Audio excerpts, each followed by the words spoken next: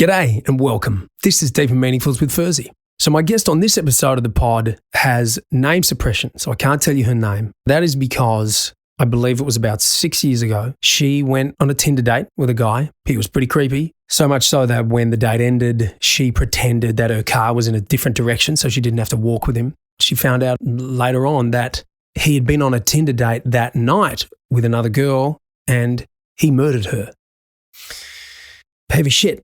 So this happened in New Zealand, and I'm talking about the Grace Millane case. I did this podcast with my wife, Laural. She has a true crime podcast called Can't Handle a Crime and Scandal. So if you want to learn all about the Grace Millane story and what happened to this poor girl, they do a full deep dive and a full episode on her and her story. So if you dig true crime podcasts, go check it out. You won't be disappointed. The girls do a really great job. I'll put a link. So we spoke with this woman about name suppression, what that is, what that means. We talked a lot about trusting your intuition and just how powerful that is. It may very well have saved her life. You can also learn what the court system is like to go to court and deal with prosecutors and be in that room and go through that process. She's got a hell of a story. This one's pretty crazy. So I hope you enjoy this episode. The one where Ross got his pants stuck. Oh, the leather pants, yeah. Leather pants? I mean, we've all been there. You do have leather pants, you did. I did. I made Laural make me a pair of leather pants early on in our relationship. Oh my gosh. It was terrible. I'm in a band, okay? And He's a rock star. There's a guy, shout out to Joel McDonald, love you, Jolie. He wears actual leather pants a lot of people do, but Joel still wears them. You know, it's in the 2000s and he's still wearing leather pants. And I thought, fuck it, I can wear leather pants.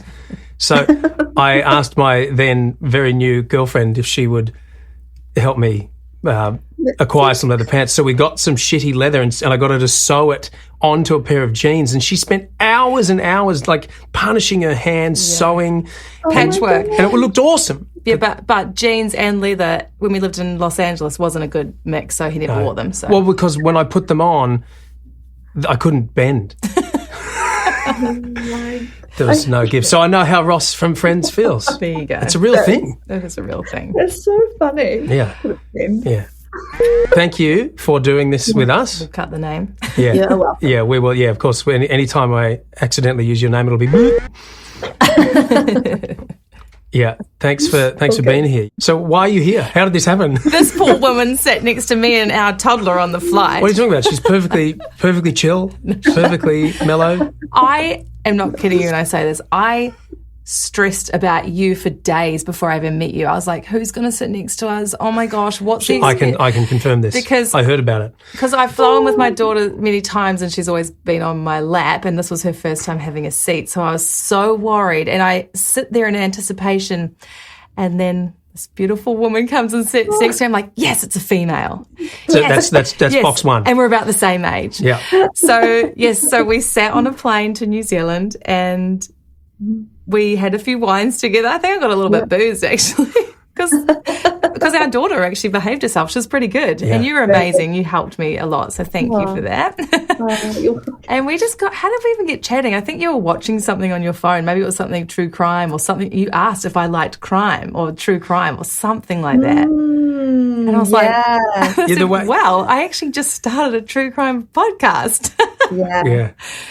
Then you went, well, have I got to say over you? I've got a better one. Exactly, a couple wines deep. Oh, well, yes. I actually thought, is this girl a nutcase? Like, I was like, is this for real? Because it was so... Because you knew about the case, right? Yeah, well, we were actually going to be covering it actually around that time, and I decided to pause it because I met you, and I just thought, this can't be real. This is so unbelievable. I know. But here we are, so... I know. Yeah, that's the story of how we met. It's so funny. It's crazy, isn't it? So I know. That was great. It was a pleasure sitting next to you because I hate flying. You hate flying. Yes, that's right. So we just stronger together. Yeah. You handle it way better than I did. Oh, thanks. I think it's all inside. There's a lot happening in here. No. We were just saying before that we just finished watching a excellent but awful documentary that you were in. Yes, I was. So I don't really know. I guess we start with what... Yeah, where do we start? This is something that you were involved with that most people would hope that they never have anything to remotely close to do with, but at least you were on the outskirts enough to not be hopefully too darkly affected. What we're talking about is there was a girl named Grace Millane, and she was a British backpacker, and she was on a world tour, basically. She went to New Zealand and she went out on a Tinder date and the guy murdered her. Mm-hmm. So then where do you come into this? So I'm the girl that he went on a date with the next day after he had murdered her. So, you know. Fuck. Wow. Right?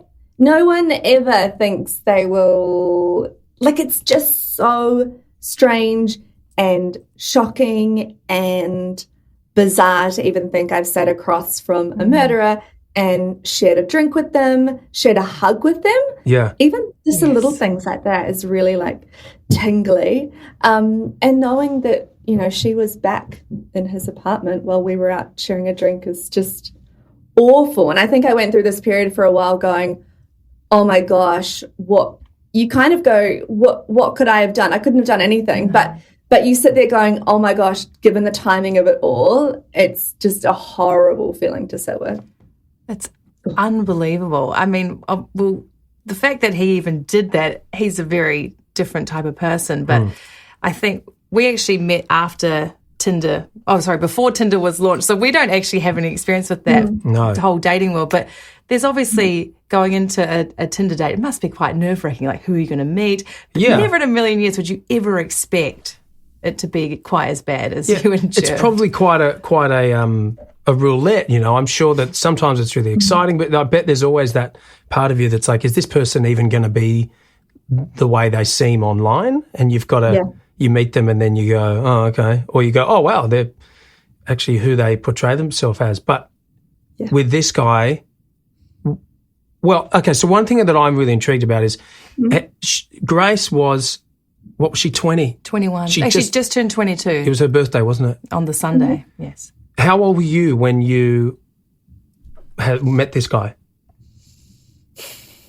I must have been 32. Okay. Yeah, well. More life experience. Yeah, well, because that's, so what I'm getting at is you... So, okay, so talk to us about what happened when you met him and how you felt and how that went. Yeah, so I met him at this bar and I turned up and he looked different to his pictures. Like his pictures online show off a very like suave looking dude, kind of a businessman, you know, somewhat attractive. And you see this person in real life and he's put on a lot more weight and he has these really round googly eyes. And I just always remember that detail on someone because they were creepy. They were creepy eyes. I remember that.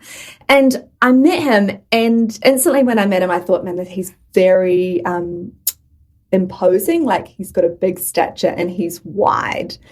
And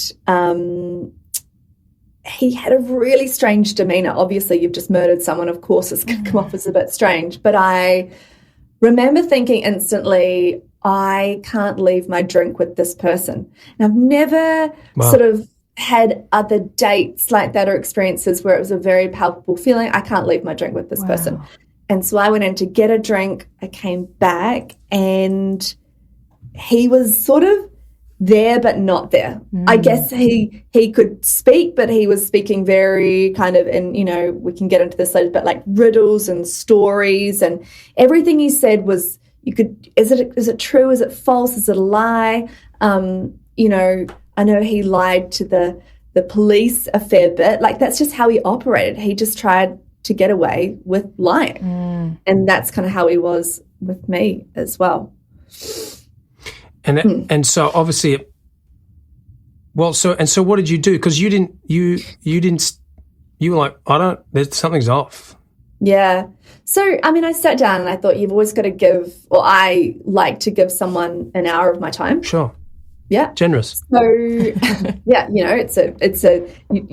try to give them somewhat of a benefit of a doubt. Maybe they'll come through. And, I sort of started getting into what have you been up to today? And he talked about he's been buying a really large sports bag. He needed to find one big enough to fit all his sports gear in. He used to be a really good, I think it was softball player. And it was really hard to find a bag big enough to fit all his sports gear in. But he managed to find one. He did do that day. He went and bought a suitcase. So, yes, somewhat of a bit of a treat there. But in turn but the suitcase was to hide a body in. Yeah. Wow. Exactly. And it's like he was confessing to you. He was telling you everything. Right? Yeah. Yeah. As we'll find out. Mm. Yeah. Yeah. And then, he was an Australian, but he sort of, I think, had lived between New Zealand and Australia for a bit, but he still had a bit of an Aussie accent. So I said, how long have you been here for? How have you made your friends? And he said, all my friends are police officers. And I said, how do you meet them? He goes, in bars and clubs. And I said, that's odd. He said, yeah, and then they invite me back to their place for barbecues. So as if he was kind of wanting to go, well, I've got law enforcement on my side. It was bizarre. And then he said, his best friend is a Crown prosecutor and he's moving to New Zealand in a week's time. So it was just these very strange details. And I said, so how are your police officer friends? And they're good. They're having a really tough time right now. A lot of bodies are going missing, especially in the Waitakares. And if you bury a body more than 5 feet deep, a police dog can't smell it. And so you're on this date. What a thing to say on a first date. I just can't, wow. It's so fascinating that this is what he's doing. He's testing. Like, what's he doing? He's testing the water. He has to get it out and he has to talk about it. And probably he has no friends, probably. I would imagine there's not really anyone who he can get close to. So you were the next best thing, which is just a total stranger. And he's telling, it's almost like he's gloating. Mm. Yeah, it's the most bizarre kind of, because you're sitting there going, that's a really strange fact to tell someone, firstly. Who even says that, and how would you even know that, and why would you want to talk about these morbid things? The whole date had a morbid feel. Of course. Yes, it's not really, it's not really the kind of thing that I would choose to say to someone who I'm potentially going on a date with to try and woo them. Hey, let's talk about how you bury bodies and how many bodies are going missing. Right? It's so obscure. Well, it's obviously all consuming him because this is what he's literally just been doing the last 12 hours prior to seeing you. So definitely. Wow.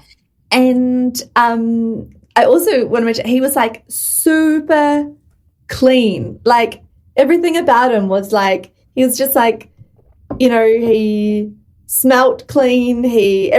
All his clothes were perfect. Like, I don't know, most guys you go on a date with are well kind of turned out, but he was extra well turned out for someone who had just done what he did. And I think he maybe wanted to scrub it all off him in a way or something like that. Wow. So what were you feeling? So on the date, I was a mixture of, this is really strange and kind of bizarre. I felt like this person can't be trusted in any way, that he was just creepy. And I felt like I just kind of wanted to get out of there. Yeah. And because the creepy things that he said kept piling on, it just got more and more and more. And, I mean, by the end of it, I had to lie and say I was going one way and my car was in the same direction as his, but I lied and said it was in a different direction just because that's how unsafe I felt with him. Well, so you were right on the money. You had proper Your intuition was steering you in the right direction, Dead and you on. listened, which I think is so important. Yeah.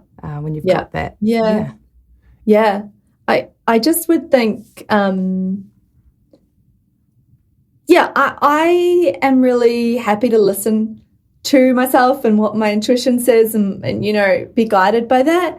You know, people have said to me, oh, well, it could have been you. And I can take that on board, but I also think it couldn't have been me in some ways because I just knew off the bat how strange this person was, and that kind of gives me a sense of comfort. And I think it gives my family comfort as well because they know that, you know, it sort of wouldn't have been me, or that's how they at least try and explain it. Yes.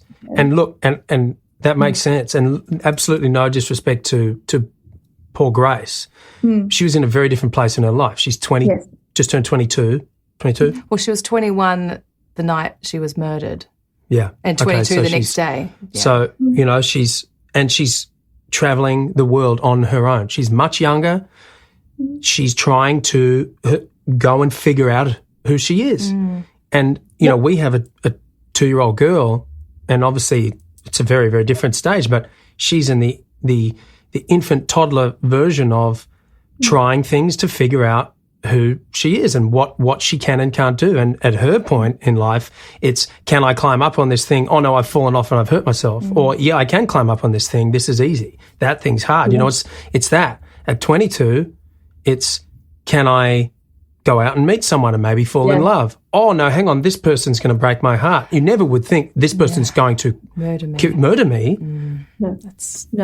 So Exactly. extreme. Yeah. And again, I think being in New Zealand, you know, she'd just been in South America, right? I think she was in Peru, and New Zealand's so safe. This just which one does are you not going happen. to predict is safer? You know, Honestly. And that was the craziest thing about it. And the whole kind of country was involved and invested in it. Like, I remember the day that the police called me to tell me that the guy I went out with was the murderer. I had said to my friends that morning, oh my goodness, I'm just really upset about this case. Isn't it so awful? Like, I'd specifically messaged them that. So I was invested as well. And then you find this out from the police, and it's just shocking. So can you run us through that sort of next, because it was within a week they had their guy, right? So what happened for you? How did you get involved in the next phases of this investigation? Yeah, so I started a new job and I was just at work, and I get a call from my boss saying the police want to talk to you. I thought, that's odd. Went into a meeting room at work, and the police call me and they say, were you at Revelry on Sunday? I said, having a drink? I said, yes. They said, oh, well, the guy you were with, we've just arrested him for the murder of Grace Millane. Jesus. Wow. Oh, my gosh. It's so heavy, and you just go into absolute shock. Like, I was just I was a wreck. And afterwards, the police did admit, oh, we probably shouldn't have told you right then and there. We probably should have, you know, at least brought you down. How much had you heard about Grace's murder and then this had happened?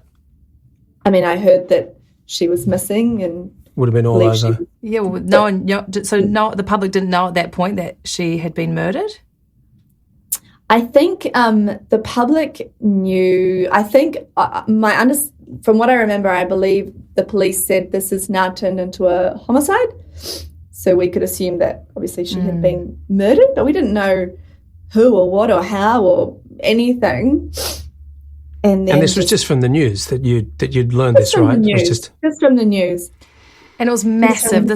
I remember we were in the States, and even I was sort of staying on top of it. It was all consuming in New Zealand, wasn't it? Everyone, it was so huge. There was vigils everywhere. There was, it's all anyone could talk about in the news. And so you're bombarded with it. And even like when the trial was taking place, you know, the day after I gave evidence as a witness, I go down to eat my breakfast at the hotel, and I just pick up the paper, and there's a quote from me on the front page of the paper. Whoa. So it's it's just every turn, it's just there in your face, and it's very, very triggering. You know, you just, and you think, okay, today's going to be a good day. I don't need to think about this, and then sets you off. Or a journalist says something, it drops into your inbox, and you wonder how they got you. And I don't know, it's just, it was all very hard. So, yes, quite haunting. Yeah. So the police tell me. I lose it. We go into the police station, and then I think I sat with them for 5 or so hours to go over every detail of what he said on that date. And luckily, I'm quite a good listener, and I could just tell them everything that he said and what he did. And, you know, I think a key detail as well on that date is what he said about having, you know, a friend of his who he knew who had, you know, he had a girlfriend, and his girlfriend asked him to have rough sex with him, and by mistake he ended up killing her, and he got done for manslaughter. But he really loved her, so it was a real shame. He said this to you on the date? Yeah, he said that to me on the date. Because, and the reason it came up is because I said, talked about his friend being this Crown prosecutor, and I said, I've done a lot of court reporting. You know, I was a journalist, and he sort of said, it's crazy how guys can make one wrong move and go to jail for the rest of their life. And I said, yeah, I've seen that, and that's awful. And then he talked about this this friend he knew who ended up killing his girlfriend by mistake because they had rough sex. But he really loved her. He kept reiterating, but he really loved her. Wow. And how do you respond to that on a date, you know? Yeah. I think also maybe some of your listeners won't actually know the case. So I just want to just go into a little bit of detail, because it does sound like he was just telling you everything that had just happened. Yep. So this guy went on a date with Grace the night before. She goes missing. And then what had actually happened, in his words, was they had rough sex, and he accidentally killed Grace through strangulation. And then instead of calling emergency services, he's gone out and bought a suitcase. He's buried her body in the Waitakere Ranges. But not before going out on another date with someone else. No, that's right. Before he's done that, he's gone on another Tinder date with our special guest, and then buried Grace's body, and then cleaned up the evidence, discarded things at different rubbish bins and rug doctors, and gone about his business. He's been questioned a few days later, arrested 1 week after Grace has gone missing. So it really does sound like he's just telling you exactly what's happened, but involving it with other people. It's totally unbelievable. Yeah, exactly right. And so to your point, you're right. Like, his version is they just had some rough sex, and that's what happened, and he wasn't sure how it kind of she died, and he went and had a shower, and then he fell asleep in the shower, and he went back to bed, and he woke up, and then she was in his room not breathing and just dead, and he didn't know what to do, and he panicked. That's the version of events. So there's one of the things that we learned in the documentary we just watched is that they don't even know if they had sex at all. There's no evidence of that. This is all just something that he said. Yeah, I mean, we you know, and that's what the defence used as their whole argument was on the rough sex defence. But you're right. You know, we don't know if he took her back and just killed her. We just don't know what happened in that room. He's the only one that will know that. The rough sex defence seems pretty thin to me. I mean, I don't really know at what point. Yeah. At what point does that make it okay to kill someone or like come close to killing someone? This is not. There's no like stabbing or like. Yep. Like to choke someone to death. I mean, it's not like it is in the movie. So if you and this is what we learned in this documentary. This is pretty dark when you learn what you actually have to do in order to choke someone to death. But they go unconscious after a while, and then they don't die. Then you must maintain pressure on their throat or cover their airways for a while again after they're unconscious. So they're limp. Yeah. So totally. how do you accidentally, like this whole defense? It's used. It has been used a lot. I saw the statistics. I think within a 30-year span, or maybe it was a little bit longer than that, it had been used about 60 times, and 45% of that were actually successful in getting a lesser charge, or not even getting a charge at all. Yeah. So it's pretty scary. Do you know much more about that? Have they actually stopped using that in New Zealand, or is it still, you can still use it? I don't know a lot about it. I'm just curious. Yeah, I'm actually not sure. Yeah. Sorry. No, that's okay. Yeah, I don't know. But it was I just, what was harrowing from that documentary was seeing how other witnesses were treated. Oh, yeah. Oh, we just saw that. That was disgusting.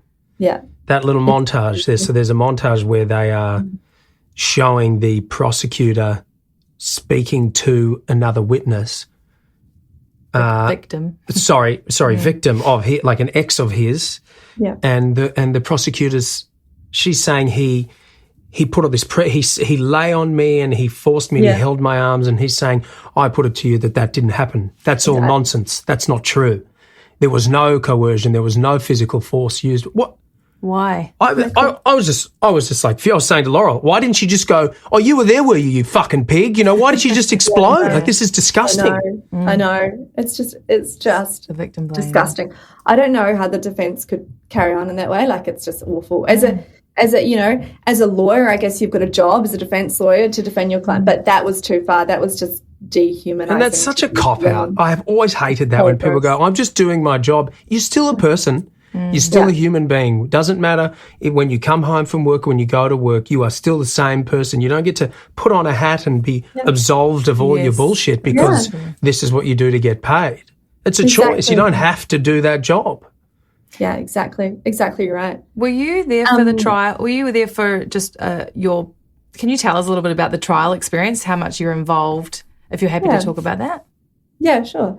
So the police came to me and said, you'll definitely be a witness because you are the last person in the chain of events. And so I went to court and sat in the witness box, and the defence had printed out every message that we had sent each other, which is awful because you never think your history of messaging someone will be revealed to a courtroom or anyone else. Not that there was anything weird in it, but it feels like a total invasion of privacy. Yeah. The defence was, their lawyer, the chief defence lawyer, he sort of said to me, oh, well, I put to you that the reason he told you all these strange things was he was just maybe intimidated by you, and he just says silly things on dates that doesn't make you.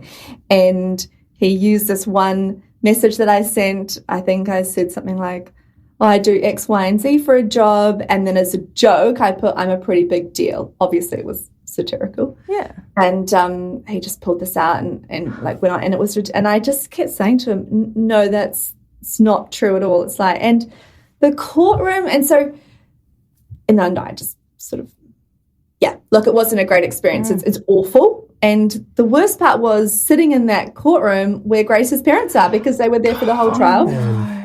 Oh. You can't, like, that was just, I don't even know how they did that.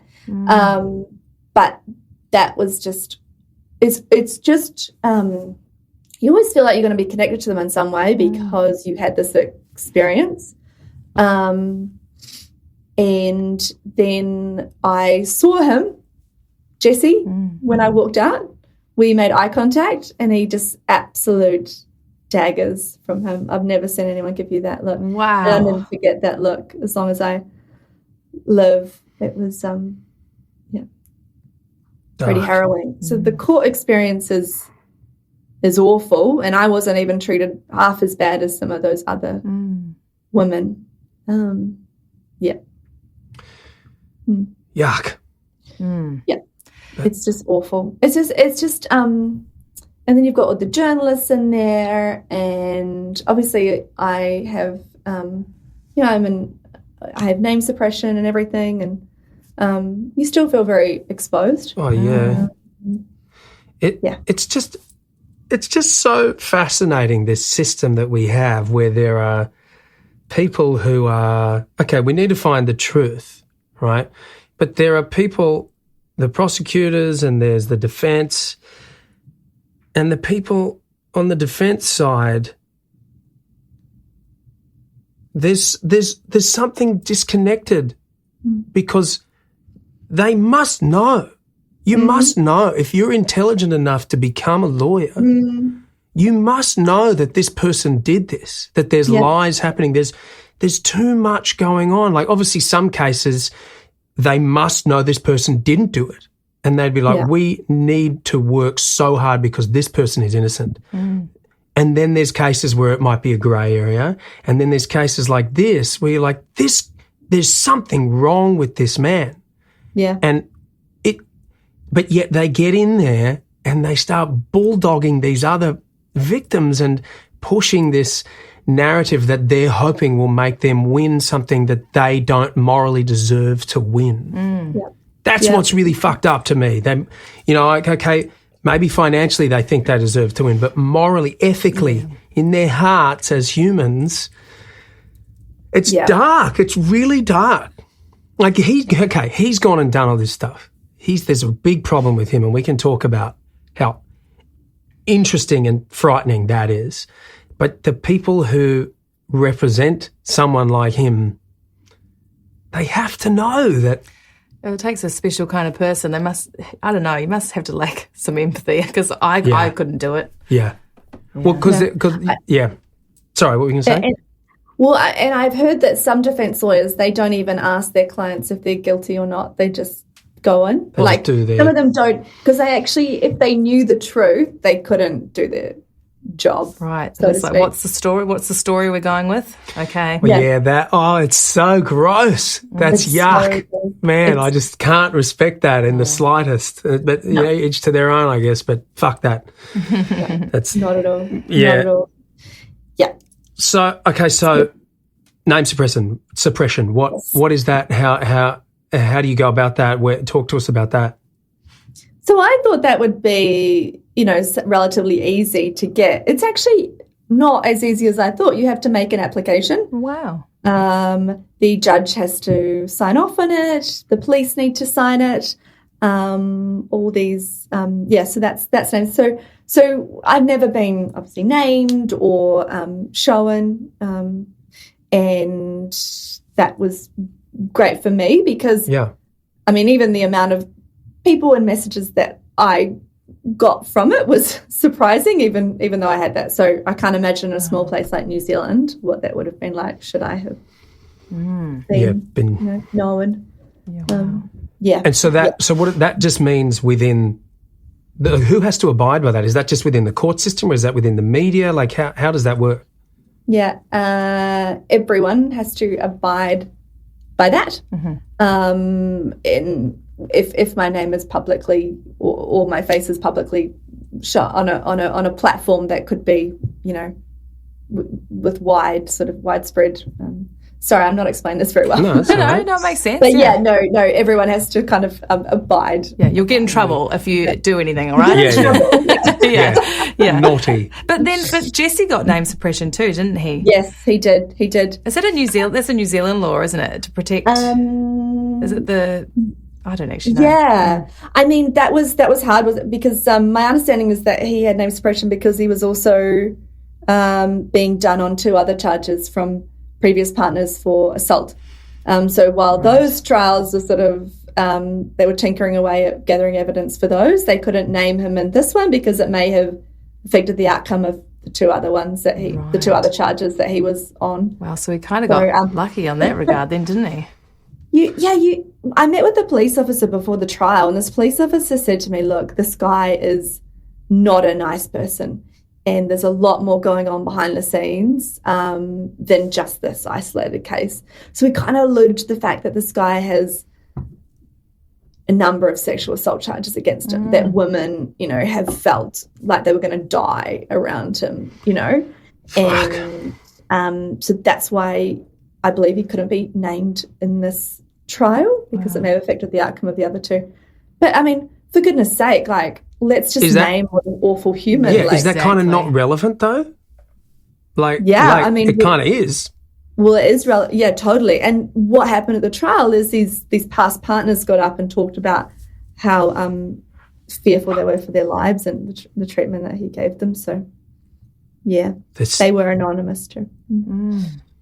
Wow, it seems, what the fuck's going on with the New Zealand system? It seems so lenient. It really is, even because he was obviously found guilty and he got a 17-year, I mean, he got life, but it's a 17-year non-parole period, which just feels like.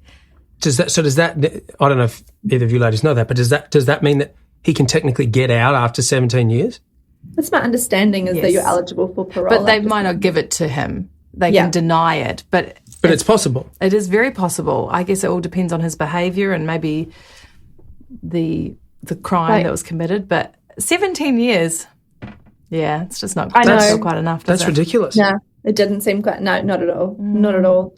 And he appealed. Yes, I saw that.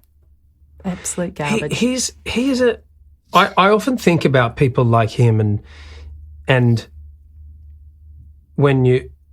Because when you watch one of these documentaries, or you it's so easy, it's almost impossible not to go, oh, how could he do that? Or, oh my God, I can't believe he did that. But that's because we're thinking that he feels the same feelings and has the same empathy that normal folk do. Yeah. But he can't, because you can't do that. I mean, people have different amounts of empathy. Like, for instance, my old man's a retired dentist, and he's relatively on the lower normal empathy scale because, it requires putting people through pain and just the way that he is. He's pretty matter of fact with things, but he's a normal person. But yet, and I think Laural and I, we both are, maybe we tend to be a little bit, if there's a stray dog running around, we have to chase after the fucking dog to save the dog because we can't let it. Yeah. Maybe we need to leave it alone. Like, my old man will probably be like, someone will find it, don't worry. Someone like us down the road. Yeah. But then you have someone like this Jesse guy who is clearly a different category of person, because there's no way that you can do the things that he had done and feel the feelings that normal people feel. So that's what's so intriguing to me, is it's different. There's something, the process is different, and he must be void of certain feelings. And I wonder, is it because he just doesn't feel bad, or does he actually enjoy it? Is there some pleasure and drive to do that? I don't know. Yeah. I mean, isn't that the $1 million question? Like, the day after I found out that I had, had that drink with them, I went and saw a therapist to just talk about it. And she said, look, there's just some evil people in the world. Yeah. But even for me, it's even hard to conceptualize that, because I just feel everyone has an element, like, everyone is, my theory, everyone's fundamentally good. So I'm struggling also to reconcile how someone goes really bad or, devoids themselves from feelings. I just, the whole thing blows my mind, even on all those documentaries about sociopaths and mass murderers and whatnot. That's so hard to get my head around as to how these people are wired. Yeah, I agree with you. I think that most people in their heart feel that even bad people, everyone is fundamentally good.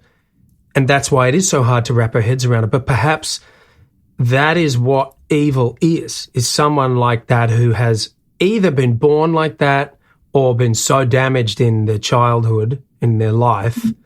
I tend to believe that the way you've been nurtured or lack of nurture has a lot more to do with it. But that's a personal opinion. But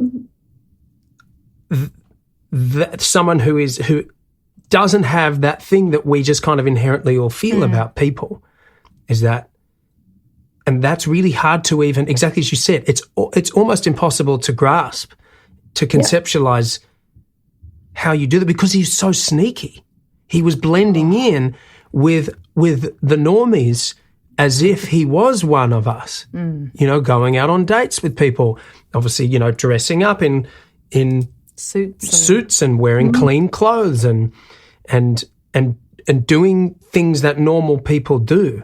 But it was a mask. Yeah, totally. Which, to your point, maybe there is an element of, can I get away with this? This is kind of a game for me. I'd love for him to give an interview one day. It would be very interesting. Yes. Deep down the track, because I think there needs to be enough introspection in order to really get a complete, open, honest. I would be fascinated with any of these people, serial killers, any of these people who do these heinous things, to just genuinely, just tell us what is going on. If you really enjoy it and it's what you have a hunger for it. Yeah. Because then at least we can start as a society to try and learn to maybe understand it. And if we can understand it, perhaps we can do something to prevent it. Yeah. He was such a liar, though. He lied about everything. He told Grace he was an oil company manager. He told you it was softball. All his mates are cops. He was a pathological liar. So I don't know. Yes. Do you heal from that? I don't know if he'll ever stop lying. I can't see him one day down the track just all of a sudden feeling like he can. That's a good point. Speak honestly. He's where's the so disconnect? troubled. Because does he think that is he missing the part where he realizes that lies are not the truth? Is it just something that's not quite right, and he just says things because he thinks that's going to be totally effective? Or he creates because he's told so many, he just creates his own world that he lives in. They become real. That's just... And maybe they're real for him. Wow. And everyone just lives in this world with him. Do you remember what his family said about him? I think it was at the end of that documentary. I remember in a different one, his brother said, correct me if I get this wrong, but I think his brother was basically... Yeah, that kind of sounds about right. Not surprised, because I think they all sort of they all stopped having anything to do with him when he was about 19, I believe. Exactly. Yeah, I think he was quite estranged from them. Troubled lad for a. Yeah. I'm just thinking how powerful it is that your intuition, your spidey sense, was tingling enough to go, you got to get out. And I don't think that that's something that we are able to scientifically measure. We don't have a device we can put on you and go, oh, you've got 75% intuition power or whatever. But it's a real thing. We've all done this thing where you get into an elevator with someone, or you sit next to someone on a plane, and you just feel something's not quite right. Yeah. And I think that we all have differing degrees of that. And I think it also, as we were saying before, comes with life experience. You're a woman in your 30s at the time. I wonder how you on your 22nd birthday would have behaved as opposed to 10 years down the track. Yeah. I wonder that as well, because, when I was in my 20s and living overseas, I, did things and put myself in situations that I wouldn't do now. Yeah. Likewise, yeah. Yeah, right. I think a lot of us. Oh, reckless. Really? And just not even knowing how reckless it is. You just, and that's how you learn. And you hope that the world around you, you just kind of believe that the world around you has your back. Yeah. And you do. Because it usually does. As we were saying, inherently, most of us, the vast majority of us, are inherently good. But exactly. There is actually some evil. It's the only way to put it. Floating around. Yeah, exactly right. I think, and they just pop up. Yeah, exactly right. And, people have said to me, I don't know how you can ever go on another online date after that, which would be a normal response. But how is your romantic life? It couldn't get any worse than that. I feel Okay, like here's the bottom. You've ticked that one off, so it's only going to get better from here. Like, people love that story. What's the worst date you've ever had? Oh my gosh, you win. You win every time. Wow.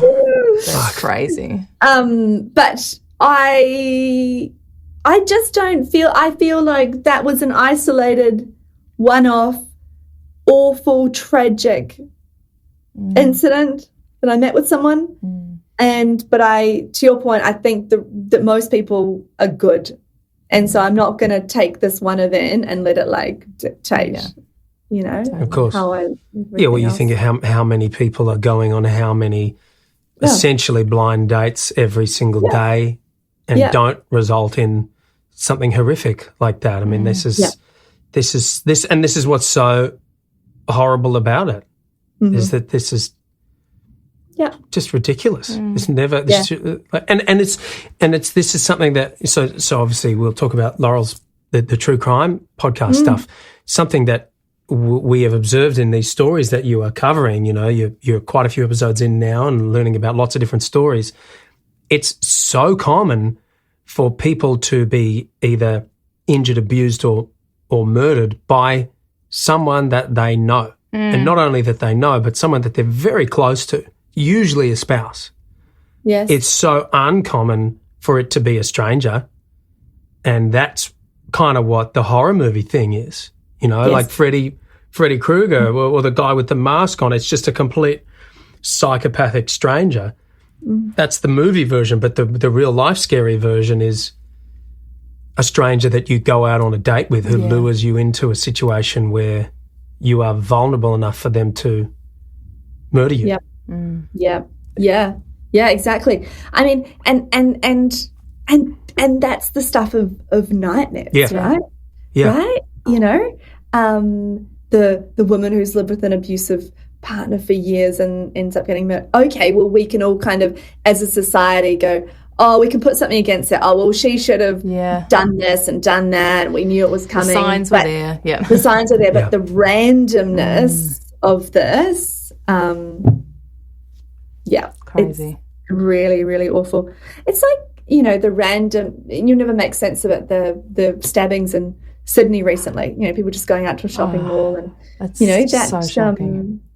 You can't make sense of that either. And it's just random, and this is what makes the world, this is what gives us our whole like, oh my goodness, we live in this world we think is good, and then these events happen, and now it's totally shifting our mindset. Can we go to a mall and be safe now? Can I, makes me Can feel, you go on a Tinder date and hope that they're not, it totally. I think I say good for you for not letting that experience taint your idea of meeting people, because it is so much of an outlier.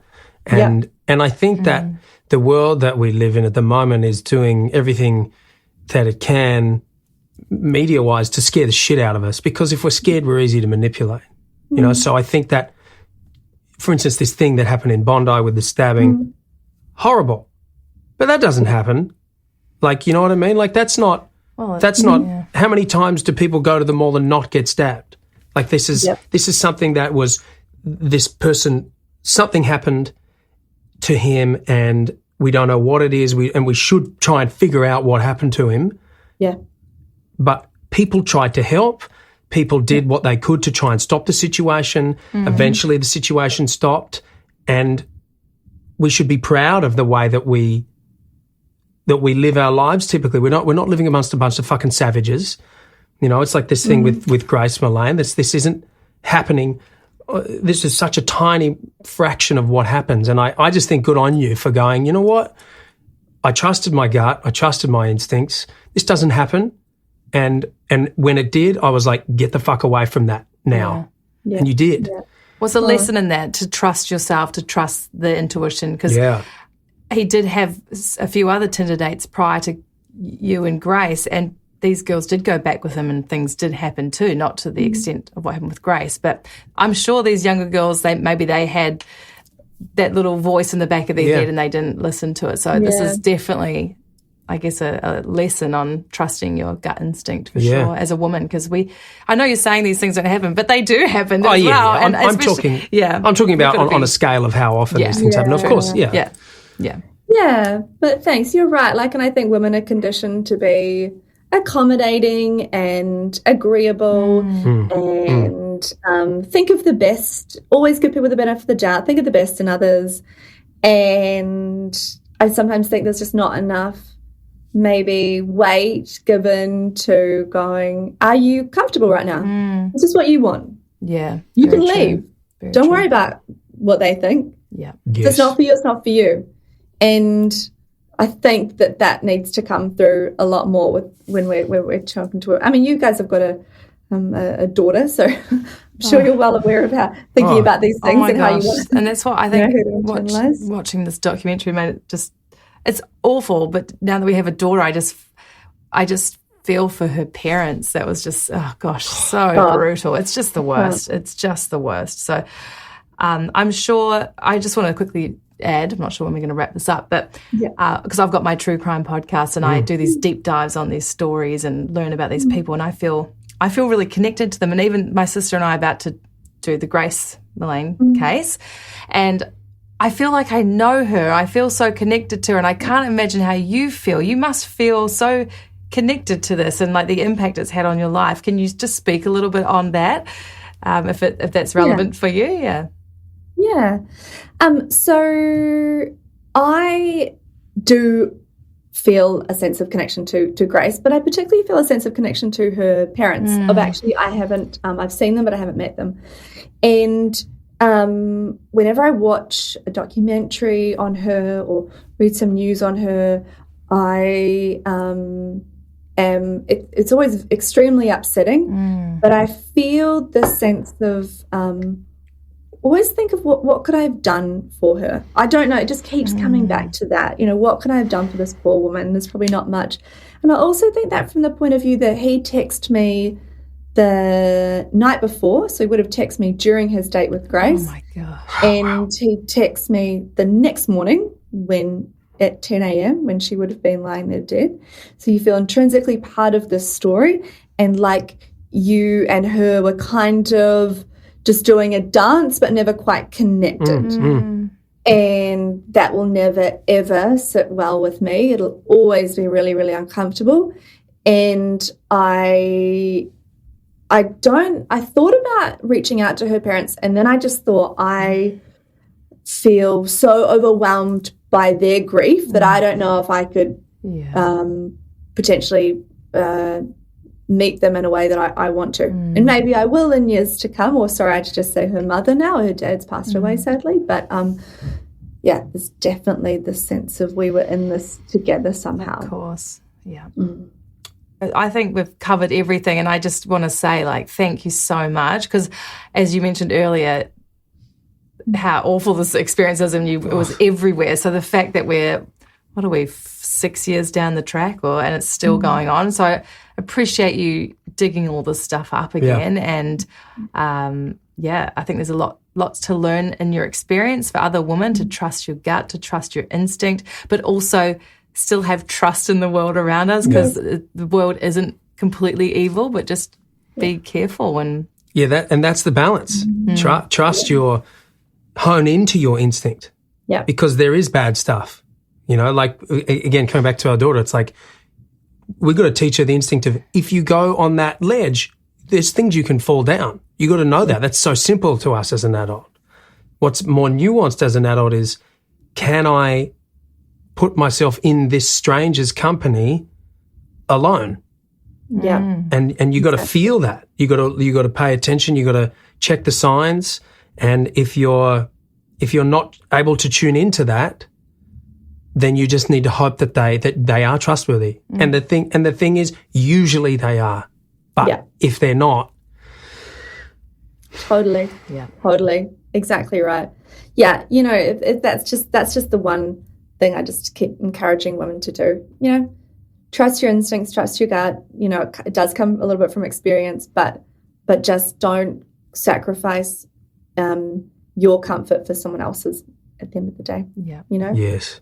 You have to be comfortable and happy with what you're doing. And the world is hopefully a good place with a few evil folk in it. Yeah. But But thanks for having me. It's been great to chat and share my story. Oh, yeah, our pleasure. Thank you very much. Thank you.